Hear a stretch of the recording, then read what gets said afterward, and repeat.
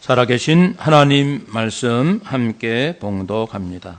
구약 성경 예레미야 9장 23절 24절입니다.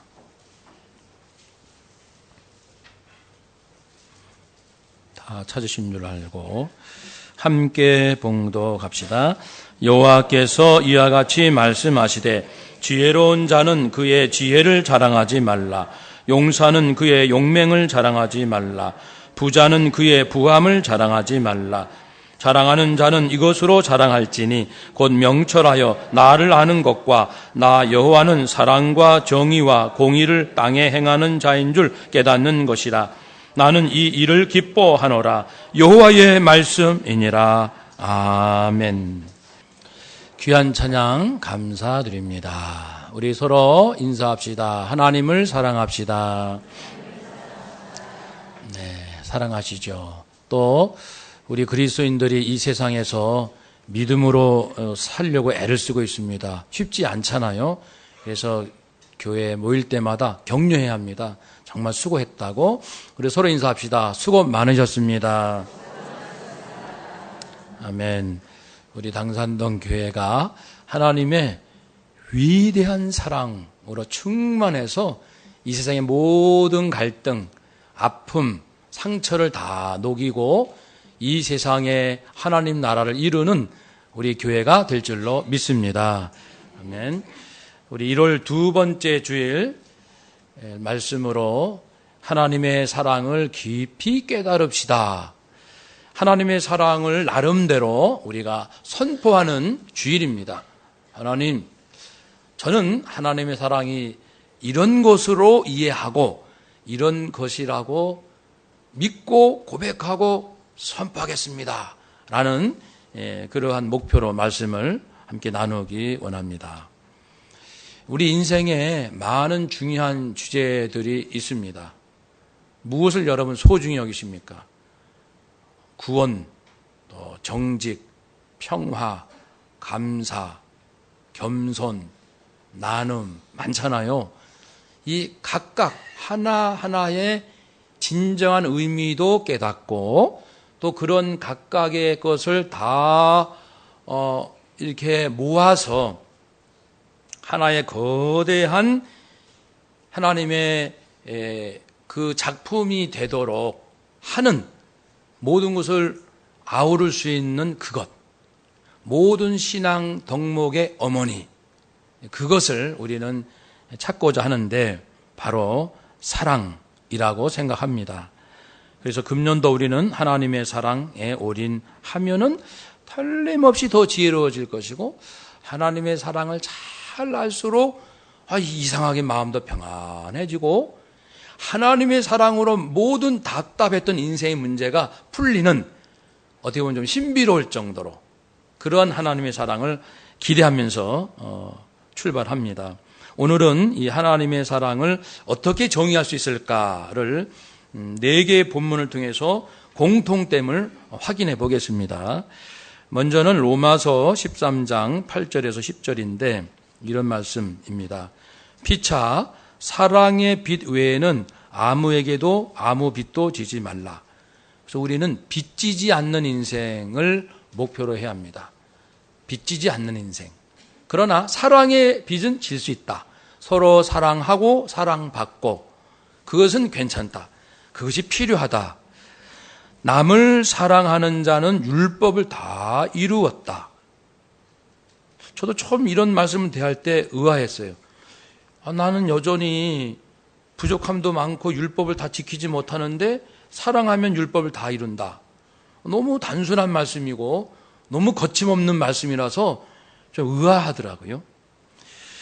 간음하지 말라, 살인하지 말라, 도둑질하지 말라, 탐내지 말라 한 것과 그의 수많은 말씀들, 뭐 해라, 뭐 하지 마라, 이런 모든 계명, 이 계명들은 내 이웃을 내 자신같이 사랑하라, 이 말씀 안에 다 들어있느니라.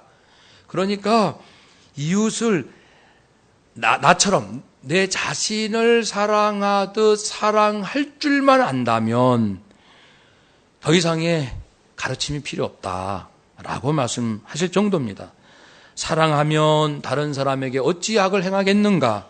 그러므로 사랑은 율법의 완성이니라. 그래서 나름 찾아봤습니다. 내 이웃을 내 자신과 같이 사랑하는 좀 알쏭달쏭한 이 표현을, 이 말씀을 좀 더 쉽게 말씀하고 있는 것은 무엇일까?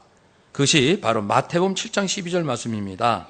그러므로 무엇이든지 남에게 대접받고자 하는 대로 너희도 남을 어떻게 하라? 대접하라. 내가 좋으면 저 사람도 좋아하니까 대접하라. 내가 싫은 것 저 사람도 싫어하니까 그 사람에게 싫은 짓 하지 마라. 내가 싫은 것 그 사람에게 강요하지 마라. 이 정신만 갖고 있다면은 이제 이웃을 진정 사랑할 수 있다라는 말씀입니다. 내 마음이 그 사람 마음, 그 사람 마음이 내 마음, 당신과 내가 한 마음 갖는 그 차원을 말하는 거죠. 이것만 깨닫는다면 율법의 정신인 사랑을 완성한다 할 수 있습니다. 그러니까 이 사랑은 바로 너와 내가 함께 사는 사랑이에요. 당신도 기분 좋고 나도 기분 좋을 사랑. 당신도 성장하고 나도 성장할 사랑. 그래서 어떤 사람의 표현에 정의에 의하면 사랑이란 상대방을 성장시키는 것이다. 맞는 거죠. 이타적 사랑, 그 사랑이 결국 나를 사랑하는 거예요. 나 사랑하면 그 사람 사랑하는 것이고, 즉 공동체적 사랑입니다. 공동체, 함께 사는 사랑, 이고 이기적이지 않는, 불의하지 않는 사랑을 말합니다. 공동체적 공의로운 사랑, 이렇게 말을 표현할 수 있습니다. 한번 따라 합시다. 공동체를 살리는 공의로운 사랑. 아멘. 이것이 하나님의 사랑으로 오늘 우리가 정의합니다. 고린도전서 13장 1, 2, 3절 우리 익히 아는 말씀, 내가 방언을 하고 천사의 말을 할지라도 사랑이 없으면 소리나는 구리와 울리는 꽹과리, 시끄럽기만 하고 도움이 안 되는. 방언을 아무리 많이 하면 뭐합니까? 사랑이 없으면 시끄럽기만 하고. 내가 예언하는 능력이 있어요. 예언은 두 가지 의미입니다. 성경에서 하나는 지금 어떤 문제가 있다면 이 문제가 왜 있게 됐는가, 원인을 잘 이렇게 진단해 주는 예언. 또 하나는 앞날에 있을 것을 미리 알려주는 예언. 근데 성경에는 90% 정도는 문제를 진단해 주는 예언을 의미하고 한 10% 또는 그 이하의 부분이 앞으로 일어날 일을 말하는 예언입니다. 그 구약의 선지자들은 이 두 가지 예언을 했었는데, 이러한 예언을 내가 할 수 있는 능력이 있다 할지라도 또 모든 비밀과 신령한 지식이 있다 하고 산을 옮길 만한 믿음, 다른 사람들은 할 수 없는 내 믿음은 워낙 강한 믿음이라서 기도하면 응답이 되고 하나님의 그 역사를 많이 경험하는 사람이다. 그래도 사랑이 없으면 내게는 아무것도 아니고, 내게 있는 모든 것으로 구제하고 내 몸을 불사르게 내줄지라도 사랑 없이 뭘 내주는 것, 내가 1억을 기부했다, 사랑 없이 기부하는 것, 이런 것은 나에게 아무 유익이 없다는 거예요. 즉 사랑은 모든 은사, 재능, 능력을 행함에 있어서 꼭 필요한 기본적인 자세인데, 이 사랑이 어떤 사랑인가? 그 이후에 보면은 우리가 잘 아는 대로 시기, 자랑, 교만하지 않는 겸손한 사랑입니다. 그러니까 겸손하지 않는 사람이 하는 모든 것은 무가치한 거예요.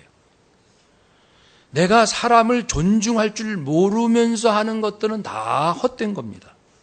자신의 유익만을 구하지 않는, 서로에게 유익을 주는 사랑 말입니다.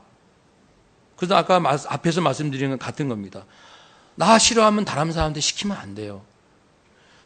내가 아픈 경험이 있으면 그 아픈 것을 다른 사람에게 그것을 하면 안 됩니다. 내가 좋은 거 있으면 저 사람에게 내가 먼저 해줘야 됩니다. 서로 유익이 될 수 있는 그 사랑. 또 불의를 기뻐하지 않는 공의로운 사랑입니다. 말은 사랑인데 알맹이를 보면은, 속을 보면은 불의한 거예요. 그런데도 겉으로는 나 사랑하니까, 내가 사랑하잖아 그러면서 불의를 행하는 것, 이것은 옳지 않는 사랑들입니다. 이러한 사랑, 진정한 사랑이 없이 사는 인생은 결국 허무한 것이고 무익한 인생이다. 그러니까 헛사는 것이다. 우리가 잘 살아야 돼. 지금부터 저나 여러분이나 정말 남는 인생, 정말 남는 인생을 살아야 됩니다. 실컷 고생했는데 나중에 주님 앞에 섰을 때 너에게는 찾을 것이 도무지 없구나. 하나님, 이럴 수가 있습니까? 그럼 한번 따져볼까? 내가 어떤 걸 원하는지 내가 예수를 통해서 말했잖아. 구약을 통해서 말했고, 하나님이 한번 들춰주실 거예요. 이거 봐라. 무슨 책 몇 장 몇 절, 무슨 책 몇 장 몇 절. 내가 다 알려줬지. 나는 이런 하나님이라고, 이런 사랑이라고. 그래서 이 고린도전 13장도 역시 이 공동체를 살리는, 나도 살고 너도 사는, 그러면서도 공의로운 사랑을 말씀합니다. 세 번째, 요한 1서 3장 17절. 누가 이 세상의 재물을 가지고 형제의 궁핍함을 보고도 도와줄 마음을 닫으면 하나님의 사랑이 어찌 그 속에 거하겠느냐. 내가 도와줄 재물이 형편이 되는데도 없으면 못하는 거고요. 하나님 다 아셔요, 내 형편. 근데 도울 수 있는데, 1,000원은 도울 수 있는데, 10,000원은 도울 수 있는데, 그리고 이것이 꼭 필요한 어려운 형제가 내 옆에 있는데 안 도와줘요. 그러면 내 마음속에 하나님의 사랑이 거하지 않는다고 했어요. 내가 하나님을 사랑합니다. 거짓말 그러는 거예요. 네 입은 거짓되다. 네가 나를 정말 사랑한다고? 네가 내 사랑을 안다고? 내 사랑을 안다면 네 형편껏 도와줄 형편도 되고 돈 필요한 사람이 옆에 있는데 왜 안 도와줘? 그러면서 나를 어찌 사랑한다 할 수 있겠느냐? 정말 나의 사랑을 원한다면은 공동체, 네 주변에 있는 사람을 살리는 일을 해라. 공동체를 살리는 공의로운 사랑을 해라. 네 번째 본문은 오늘 본문입니다. 예레미야 9장 23절, 24절 말씀. 하나님께서 이스라엘 백성에게 주시는데, 지혜로운 자는 그 지혜를 자랑하지 말라. 근데 사실 우리는 많이 자랑하잖아요. 지혜를 자랑하지 말라. 용사는 용맹이 있다는 것을 자랑하지 말라. 부자는 자기가 부하다는 것을 자랑하지 말라. 그럼 우리가 조금 기분이 좀 안 좋아지죠? 내 딴에는 그래도 열심히 공부해서 지혜가 있고 용기가 있고 부한데, 자랑하고 싶다면 이것을 자랑하라. 즉, 네가 진짜 제대로 명철한 사람이라면 나를 아는 거다. 이 세상에서 가장 지혜롭고 명철한 자는 하나님을 아는 자다. 하나님이 어떤 분, 여호와 하나님이 어떤 분인지를 제대로 아는 것이고, 그리고 나 여호와는 사랑과 정의와 공의를 땅에 행하는 자이라는 것을 깨달아야 한다. 나 여호와를 엉뚱하게 알지 말라. 엉뚱하게 이해하지 마라. 나 여호와를 엉뚱하게 이용하지도 말아라. 나 여호와 하나님을 올바르게 알고 올바르게 내 뜻을 따르는 자가 정말 자랑할 만한 인생이란다. 나는 이 땅에서 사랑과 정의와 공의를 행하는 것을 나는 기뻐한다. 사랑은 헤세드, 구약에서 245번 나옵니다. 진실한 사랑을 말해요. 거짓된 사랑이 아니고 진실한 사랑, 변함없는 사랑, 충성스러운 사랑, 아름다운 헌신, 자비. 자, 너희들이 이런 사랑으로 살기 바란다.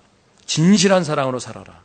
직장에서도 하나님, 가정은 돼요. 가족끼리는 진실한 사랑이 되는데요, 동네 사람한테는 그렇게 할 수가 없어요.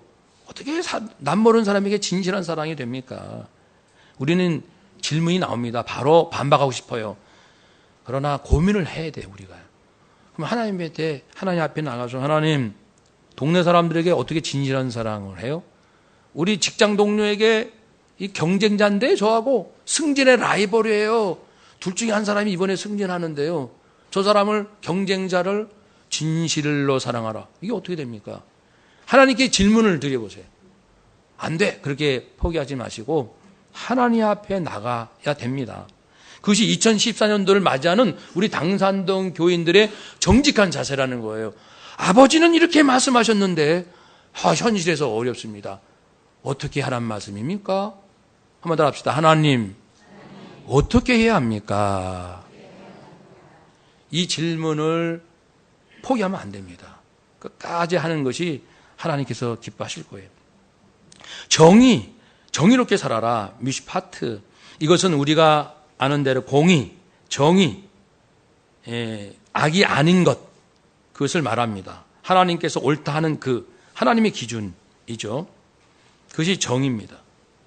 근데 공의가 있어요. 공의, 최대카. 공의라는 것은 정의가, 올바른 정의를 나에게만 적용하는 것이 아니고, 너에게만 적용하는 것이 아니고, 어제만 적용하고 오늘은 적용하지 않고, 그것이 아니고 정의가 언제나 어디서나 누구에게나 어떤 사건에서도 적용될 수 있는 정의, 그것을 공의라고 합니다. 시대에 따라, 사람에 따라, 그리고 기분에 따라, 이익에 따라 왔다 갔다 하는 정의 개념 말고 언제 어디서나 영원히 변치 않는 누구에게나 적용되는 정의를 공의라고 합니다. 최대카. 그래서 정의인데 어디에나 보편적으로 편만한 정의, 공의. 하나님은 공의 하나님이세요.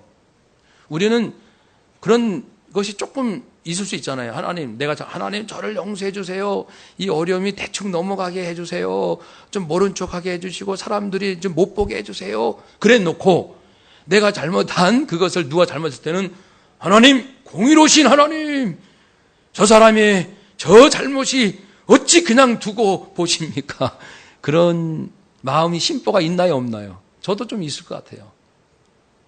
나에게는 하나님 이렇게 후하게 하고 저 사람에게는 올바른 공의를 행하소서. 이것이 이제 잘못된 하나님의 공의 개념이 우리 안에 있는 거예요. 이건 하나님을 잘못하는 거예요. 정말 저 사람을 야단치고 싶으면 그 일로 먼저 나도 똑같이 그 일로 똑같은 강도로 나를 야단칠 수 있어야 합니다. 하나님 저 사람 벌 좀 주세요.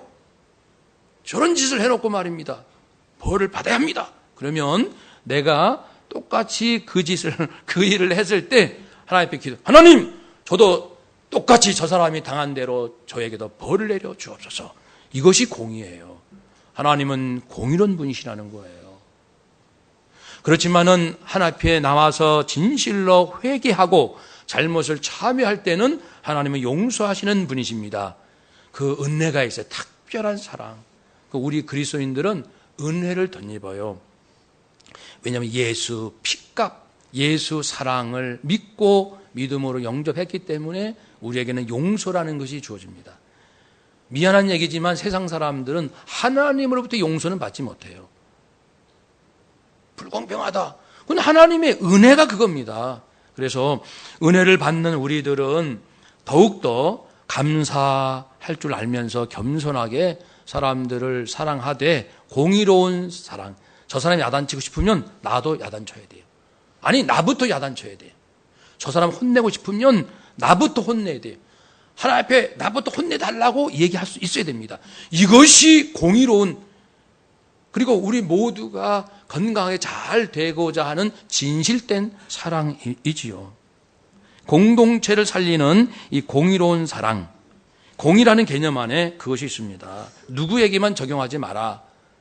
남에게만 적용하고 나에게는, 내 눈에는 들보가 이렇게 큰 기둥이 있고 잘못이 있고 다른 사람은 그냥 티눈 같은 조그만 잘못이 있는데 그럼 내가 100배 1000배 얻어맞아야죠, 하나님 앞에.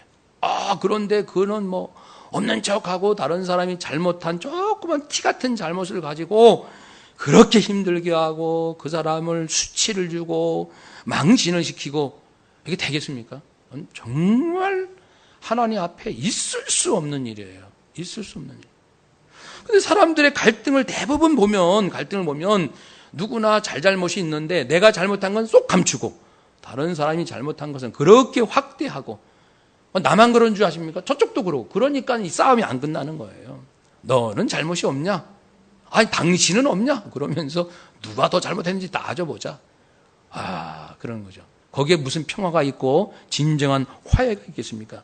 이 마음의 공의, 모든 사람에게 적용할 정의를 사랑하는 공의, 그러면서도 하나님의 사랑으로 우리 공동체가 누가 잘못을 가리는 것에 멈추는 것이 아니라 결국 우리가 서로 용서하고 우리가 서로 잘해보자. 우리 서로 이해하고 허물을 덮어주고 너나 나나 피차 잘잘못은 조금이라도 있지 않니? 그러니까 서로 불쌍히 여기고 이것을 덮고 그리고 서로 잘해보자라고 진짜 화해를 하고 서로 잘 나가는 쪽으로 공동체, 가정이든 직장이든 공동체를 살리는 쪽으로 가는 사랑, 이것이 하나님의 사랑이라는 것입니다.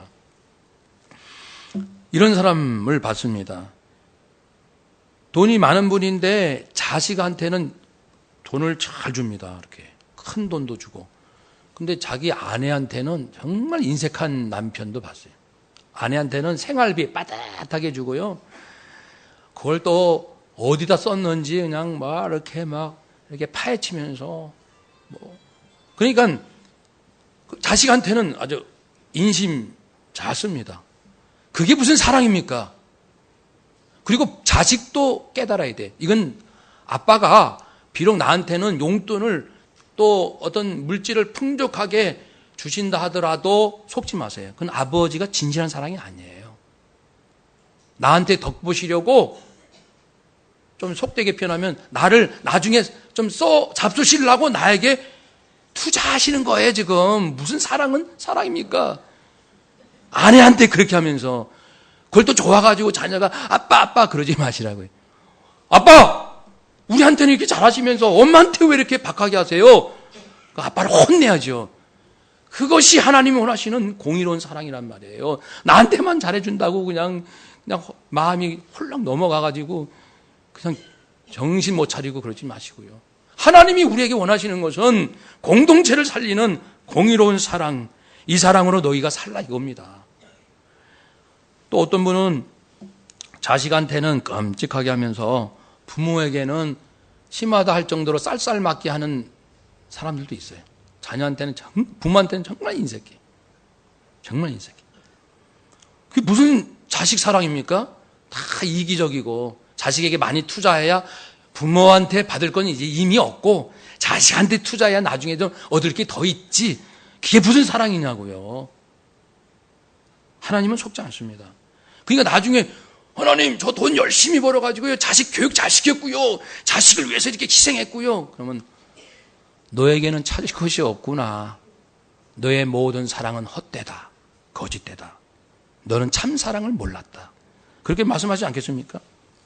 또 어떤 사람은 자기의 명예와 유익이 될 만한 데는 1억도 기꺼이 기부합니다. 그래서 기부천사 1억 원 신문에도 나오는데 잘 봐야 돼요. 그분이 자기 주변에 있는 사람들 정말 어렵게 사는 사람들이 있는데 그 사람들한테는 쌀쌀맞게 하고 10만 원 주면서도 크게 인신 내는 것처럼 생색을 내면서 간신히 10만 원 주면서 어디서는 5천만 원 나 기부했습니다. 막 이름 날리고 그게 무슨 사랑입니까? 거짓이고 위선이죠. 하나님은 다 보고 계셔요. 그래서 누가복음 16장에 부자와 거지 나사로의 비유에서 한 부자가 있는데 자색 옷을 비단 옷을 입고 고운 베옷을 입고 날마다 호화롭게 잔치를 호의호식해요. 좋은 옷 입고 좋은 잔치를 벌리고 나사로라 하는 거지는 그 상처투성이에요. 다 고름이 나고 상처가 나고 부자 집에서 나오는 음식 쓰레기통을 뒤져서 그걸 골라 먹는 신세. 죽어서 두 사람이 죽었어요. 그런데 이 거지는 아브라함 품에 갔어요. 거지라고도 아브라함 품에 가는 건 아니고 하나님 보실 때 그 안에 마음이 고왔던 것이죠. 그래서 아브라함 품에 갔습니다. 또는 예수님을 믿었고 구원받았기 때문에 이제 아브라함이 갔다. 하여튼 하나님 마음에 이 인정받는 자다 이런 뜻입니다. 부자는 죽어서 음부로 갔습니다. 너무 고통에 빠졌습니다. 그러니까 여기 보니까 아브라함 품에 거지가 평안하고 좋은 모습으로 있는 거예요. 자기는 마실 물이 없어서 목말라 갈증에 고통당하는 거죠. 아브라함이요, 아버지 아브라함이요, 나를 불쌍히 여겨주세요. 아버지 아브라함 품에 있는 저 나사로를 보내서 손가락 끝에 물을 찍어 내 혀에 살짝 한 번 좀 찍어주세요. 그만큼 목말라 갈증의 고통 가운데 있다는 거예요. 그때 아브라함이 대답합니다. 얘야, 너는 살았을 때 좋은 건 먹고 날마다 그렇게 잘 살지 않았니? 그런데 나사로는 고난을 받았다. 이것을 기억하라. 너는 이제 여기에서 괴로움을 받고 나사로는 위로를 받아야 한다. 너는 세상에서 그렇게 잘 살면서도 주변에 어려운 사람 안 돌봤으니까 너는 이곳에서 고통을 당해야 한다. 사랑하는 여러분, 우리에게 지혜가 있나요? 용기가 있나요? 부유함이 있습니까? 그러나 함께 나누는 사랑이 없는 지혜, 용기, 부유함은 결국 내 인생에 고통만을 안겨줄 거예요. 나중에 제가 얼마나 지혜로웠는데요. 너는 이곳에서 고통을 당해봐라. 제가 굉장히 용기가 있는 사람이었습니다. 너는 이곳에서 고통을. 아니, 제가 왜 국가를 위해서 이렇게 희생적으로 살았는데 왜 제가 고통을 당합니까? 너는 공동체를 살리는 공의로운 진정한 사랑으로 하지 않았다. 사랑 없이 살았기 때문에 그렇게 말씀하시는 거예요.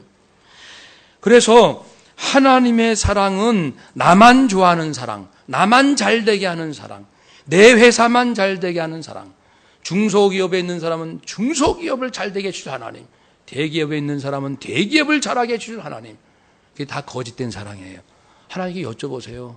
언제 그렇게 답을 하실런지. 너 때문에 저쪽이 덕을 받느냐, 저쪽이 좀 살아났느냐, 그것을 질문하시면 하나님 말도 안 돼요. 경쟁사에서 누가 저쪽을 잘되게 합니까? 사실 우리는 현실적으로 말씀하고 맞지 않는 고민이 있는 거예요. 고민하셔야 됩니다. 분명히 하나님은 답을 주십니다. 저는 주신다고 믿습니다. 제가 직장생활 안 하고 사회생활 안 하기 때문에 저는 그 부분에 대해서 하나님 앞에 절박하게 기도는 할 수 없을지라도 여러분은 하셔야 되는 거 아닙니까?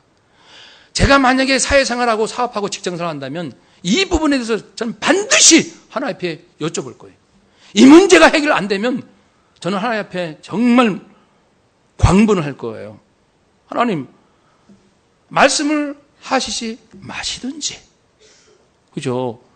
공의롭게 사랑하라. 이 말씀을 하시지 말든지, 이 세상에서 그렇게 사랑하며 살 수 있도록 하시든지, 둘 중에 하나를 해 주셔야죠. 그럴 능력도 없고, 그러나 그렇게 하라고 하면 저는 뭐가 됩니까? 저는 이 문제가 풀릴 때까지요, 결코 포기하지 않을 거예요. 왜냐하면 하나님은 살아계시고, 하나님은 진리시고, 하나님은 진실이시고, 하나님은 선하시기 때문에 거짓된 말씀을 하신다고 생각하지 않습니다. 성경은 진리라고 믿습니다. 한번 합시다. 하나님은 진실하십니다. 아멘. 그러니까 길을 찾읍시다. 대한민국 천만의 성도 중에 이 부분을 위해서 고민하는 사람이 많지 않을 거예요. 당산동교회 우리가 하자고요. 2014년도가 새로워진다는 것은 고민이 시작된다는 거예요. 고민. 이전까지는 생각하지 않았던, 그저 나만 잘 되면 되고, 저 사람보다 내가 경쟁에서 이기면은 하나님이 나를 축복하신 걸로 믿었고, 그리고 이 많이 번 돈으로 자식 잘 키우고 구제도 좀 하고 하면은 내가 신앙생활 좋은 줄 알았는데, 나중에 하나님께서 나에 대해서 평가하기를 너는 아무 유익도 없고 허무한 인생을 살았다. 너의 도저히 찾을 것이 없구나. 이렇게 말씀할까 봐 두려운 거예요. 그러니까 이제 금년부터라도 목회자는 목회자대로, 우리 사업하시는 분은 사업하시는 분대로, 직장생활 하시는 분대로, 학생은 학생대로, 가정주부대로, 선교사는 선교사대로 이 부분에 대해서 모두를 살리는, 공동체를 살리는 공의로운 사랑이 어찌 가능하겠느냐, 이 부분을 자기 삶 속에서 고민해 보자는 거예요. 하자는 겁니다. 하나님께서 기뻐하실 거예요. 고민하는 사람도 별로 없으니까요. 하나님이 도와주실 겁니다. 우리가 이러한 사랑에 목말라서 부르짖으면 과연 하나님의 사랑이 우리에게 올 줄로 믿습니다. 구하면, 찾으면, 두드리면 하나님은 얻게 해주시고 찾게 해주시고 그리고 문이 활짝 열립니다. 하나님은 거짓된 분이 아니십니다. 그러니 세상 보고 겁먹지 마시고 지레 포기하지 마시고 하늘의 진리를 향하여 죽지 않으면 살기로 진리로 가는 거예요. 진리는 아버지께 있습니다. 생명은 참으로 하나님께 있습니다. 저는 힘들어요. 지혜를 주세요. 깨우쳐 주세요. 확신을 주세요. 변화시켜 주세요. 말씀대로 살 수 있게 해주세요. 그렇게 하나님의 사랑으로 사는 자, 온전한 사랑이죠. 그러면은 요한일서 4장 18절 말씀대로 사랑 안에는 두려움이 없다. 두려움이 없어야 돼요. 두려움이 없어야 됩니다. 온전한 사랑이 두려움을 내어 쫓나니 두려움에는 형벌이 있다. 두려워하면 그게 형벌이에요, 여러분. 내가 뭐 때문에 두려워하잖아요. 사람을 두려워하고 뭘 두려워하고 그게 형벌이에요. 두려운 것처럼 괴로운 인생이 어디 있어요. 두려우면 정말 편히 잘 수도 없어요. 내 안에 두려움이 있으면 이 몸이 건강하겠습니까? 내가 왜 두려울까? 하나님의 우리 모두가 살 수 있는 공의로운 사랑에 고민하지 않기 때문에, 진정한 하나님의 사랑이 내 안에 없기 때문 아닐까 생각해 봅시다. 그렇죠? 지극히 순수한 사랑, 이웃과 함께 나누는 사랑, 아버지의 진정한 사랑, 이 사랑으로 무정한 사람, 이 사랑으로 사는 사람에게는 두려움이 없어요. 두려울까? 저주받을까? 두렵지 않아요. 내가 이런 사랑이 있으면 아버지 저 잘못했는데요. 알았어. 인간이 육신이 연약하여 그 율법 하나하나 다 지킬 수가 없지. 다 아십니다. 그리고 내가 알지 못해서 혼란스러울 때 네가 모든 걸 다 알고 사는 것이 아니고 나를 믿음으로 사는 것이다. 나에게 평안을 주실 것입니다. 무엇을 빼앗길까 두려워하고 불안해할 때 내게 있는 모든 것은 너의 것이다.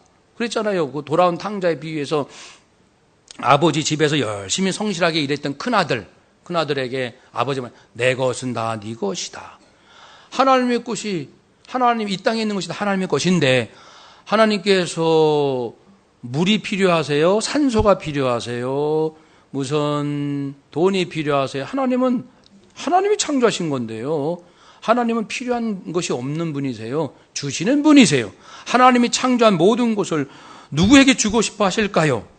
하나님을 사랑하고 사람을 사랑하는 사람에게 주십니다. 그러니까 무엇이 없을까, 무엇이 빼앗길까 염려하거나 두려워하지 마시고 내 안에 하나님의 공의로운 사랑으로 살 수 있기를 그것을 놓고 고민하시고 그것 때문에 금식하시고 그것 때문에 몸부림치신다면요 모든 문제가 하나님의 방법으로 해결될 줄로 믿습니다. 두려움이 떠나야 열등감이 떠나고 열등감이 사라져야 즉 나를 존중해주고 나를 따뜻하게 사랑해야 상처를 잘 안 받습니다. 스트레스 잘 안 받습니다. 진정 자기를 하나님의 사랑으로 하나님께서 귀히 여겨주시는 그 귀히 여김으로 자기를 귀히 여기는 하나님의 마음으로 자기를 존귀히 여기는 사람은 상처를 잘 받질 않아요. 그런데 하나님께서 나를 예수 피값으로 그렇게 소중하게 구원해 주시고 돌봐주시는 하나님의 자녀된 권세가 있고 하늘 땅의 권세를 우리에게까지 주셨다고 하는 이 엄청난 나라는 사실을 모른 채 세상적인 것으로 자기를 자꾸만 만들려고 하니까 스트레스 잘 받고 그리고 상처를 잘 받는 거죠. 빼앗길까 봐 상처받고 빼앗겼다고 생각하니까 스트레스 받고 하나님과 함께 사는 사람은 빼앗긴 게 있다고 생각하지 않는 거예요. 모든 것이 하나님께서 와서 하나님께로 가는데요. 그래서 상처와 스트레스를 잘 안 받습니다. 잘 분노하지 않아요. 여러분, 그래서 하나님께서 원하시는 것은 다른 사람 살리면 너 살고 다른 사람 죽이면 너 죽는다. 그런 말씀을 좀 하고 싶으신 거예요. 이 사랑을 깨달아라. 이것을 우리는 선포합니다. 우리 1월 두 번째 주일 당산역의 온 성도님들은 하나님 앞에 정직하게 지금 고백하는 거. 하나님, 우리는 이것이 하나님의 사랑이라고 고백합니다. 만천하의 마음으로. 한번 따라 합시다. 내가 다른 사람 죽이면, 내가 죽고 다른 사람 살리면 내가 삽니다. 할렐루야. 이것이 하나님의 사랑인 줄로 믿습니다. 우리는 이제 금년부터 이런 사랑으로 살기를 바라면서 이런 사랑을 좀 쉽게 말할 필요가 있어요. 쉽게. 그러니까 공동체를 살리는 공의로운 사랑, 공공사로 합시다. 007의 제임스 본드가 아니라 004. 왜 필요하냐면요, 나름 이유가 있어요. 초대교회 때 그 핍박과 환란이 올 때 내가 예수님을 믿는다는 것이 두려웠습니다. 그리고 이게 어려운 문제죠. 지하에서 몰래 예배를 드리고 숨어 다니고 그럴 때 몰래 만나고 사인이 필요합니다. 아, 나는 예수 믿는 사람이요. 싹 표시. 그때 뭘로 했죠? 물고기를 이렇게 그립니다. 지금도 자동차 뒤에 물고기 모양된 걸 붙이신 분 있죠. 그분이 이제 크리스찬이라는 뜻이에요. 나는 크리스찬이다. 왜냐하면 이 물고기에 헬라어로 익수스라는 단어가 그 안에 있어요. 헬라어로. 익수스가 헬라어로 물고기라는 뜻인데, 주는 그리스도시요 살아계신 하나님의 아들입니다라는 그 문장의 첫 단어의 이니셜을 따서 모으면 익수스가 되는 거예요. 공교롭게도. 그래서 우리 그리스도인의 그 정체성은 물고기로 표시하자. 그렇게 사용한 거예요. 근데 앞으로는요, 재난과 환란의 시대가 와요. 여기 안 온다고 장담하실 분 계십니까? 예수님이 말씀하셨어요. 옵니다. 그래서 재난과 환란을 맞이할 준비를 해야 돼요. 맞이한다는 건 좀 그렇지만 대비. 그래서 전에 말씀드린 것처럼 전기, 수도 이런 거 외부 도움 없이 우리 가정은 최소 3일, 일주일 또는 한 달은 먹고 살 수 있는 것을 집에다 비축해도 됩니다. 누구 도움 없이 전기도 끊어지고 수도도 끊어지고 완전히 외부와 단절된 상태에서도 3일, 정말 최소한 3일, 일주일, 한 달은 먹고 살 물과 식량은 집에다 비축을 해둬야 돼요. 이거는 지혜로운 거예요. 그리고 또 하나는 암호를 만들어야 돼요. 내가 예수님 믿는 것 때문에 어떤 불의를 당할지 몰라요, 앞으로 세상에. 그럴 때는 제가 중국에 우리 교회 오기 전에 이렇게 연변, 용정, 백두산 그쪽에 그 선교를 한 5년, 6년 정도 했습니다. 그때만 해도 중국 그 공안 당국에 걸리지 않도록 몰래 했어야 되고, 우리 청년들하고 중국 청년들하고의 수련회니까 이거는 정말 몰래 하는 거였죠. 그래가지고 이 표시가 필요해요. 예수 믿는 사람이다, 아니다가. 근데 지금 생각하니까 이게 제일 좋아요. 004. 우리 그리스도인들만이 공동체를 살리는 공의로운 사랑, 하나님의 사랑을 아는 자니까 숫자도 저자 004 숫자를 어디 가서 쓰는 거예요. 004. 그러면 저 사람이 예수 믿는 사람이구나. 그리고 또 이런 일이 있어요. 어느 장소에 모이기로 했는데 우리 한국 이제 목사님들이 여기 우리가 와 있다라는 것을 알려야 돼요. 어떻게? 그 장소에. 그런데 이제 그 감시하는 사람도 왔다 갔다 하니까 표시할 방법이 난감한 거예요. 뭐 이상한 표시하면 눈치가 빠르니까 물고기 표시다서. 근데 이제 앞으로 같으면 그 만남의 장소 벽에다가 이렇게 하얗게 004 딱 쓰는 거예요. 그러면 목사님 와 있구나. 어디 숨어 있구나. 가까이. 이렇게 이제 사인이 되는 거예요. 영화 같은 장면이지만 없다는 보장 없습니다. 앞으로 재난과 환란 시대입니다. 그러니까 그쯤에 비밀 사인, 암호는 필요해요. 가족끼리도 어디 딱 가는데 우리끼리만 표시할 필요가 있을 수 있어요. 우리 가족 왔다. 그럴 때 004 하면 우리 가족 왔구나. 쓸모 있는 겁니다. 이유가 있는 거예요. 그래서 004 공동체를 살리는 공의로운 사랑, 이것이 하나님의 사랑이고 이 사랑으로 영과 육이 구원받으니까 영육구원, 숫자로 되죠. 0691. 이거 전화번호도 많이 있죠. 이런 분 0691. 우리는 004-0691. 이것이 복음입니다. 복음. 하나님의 이런 사랑으로 영육이 구원된다. 우리끼리만 아는 비밀이에요. 줄여서 004. 한번 따라 합시다. 004. 아시나요? 모르는 분은 오늘 예배 안 드린 분이 우리가 잘 활용해서 그런 사랑으로 나도 달라지고 우리 가정, 직장, 국가가 달라지는 소망을 가지시기를 주님의 이름으로 축복합니다. 아멘. 기도하겠습니다.